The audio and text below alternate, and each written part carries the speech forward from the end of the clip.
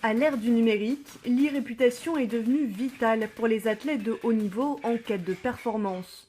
Malgré son immense palmarès, Ange Kounzli doit régulièrement troquer la force de ses points pour le poids des mots.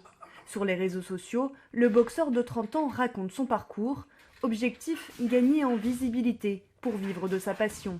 Le meilleur des meilleurs, s'il n'a pas de réseau, il ne sera pas connu. Le déclencheur qui m'a fait me mettre sur les réseaux, c'est surtout le fait que je vois qu'il y a eu plein de gens qui ont commencé à se mettre au sport, qui n'étaient pas spécialement bons dans ce qu'ils faisaient, mais qui avaient énormément de notoriété et c'est grâce à ça qu'ils ont pu en vivre, etc.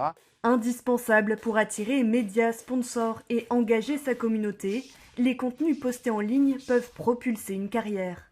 Avec leur image, les athlètes doivent susciter la ferveur des internautes, car désormais, le talent ne suffit plus. Le succès se mesure aussi avec les statistiques numériques, comme le nombre de likes et d'abonnés. Autre que juste être visible par tous, c'est un enjeu financier parce que plus je ramène du monde, plus les promoteurs voudront se battre pour m'avoir. Donc je suis obligé de faire du contenu pour être sûr d'être suivi. Et malheureusement, on doit avoir deux casquettes, celui du sportif et celui du community manager. Soigner son image est crucial à l'approche des Jeux olympiques et paralympiques de Paris, surtout pour les athlètes russes et biélorusses.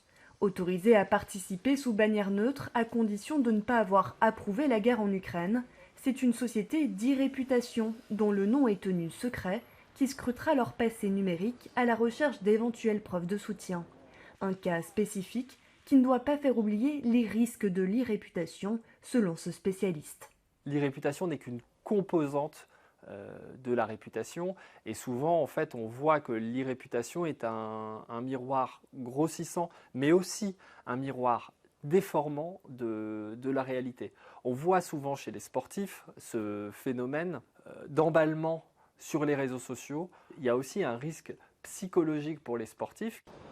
À quelques mois des JO, 6 Russes et 5 Biélorusses sont pour l'instant qualifiés en tant qu'athlètes individuels neutres, notamment en cyclisme, en lutte et en natation. Et pour certains, leur neutralité est déjà contestée. Mais le Comité international olympique assure que le contrôle de l'identité numérique fonctionne et que l'image de ces sportifs sera scrutée avant, pendant et après la compétition.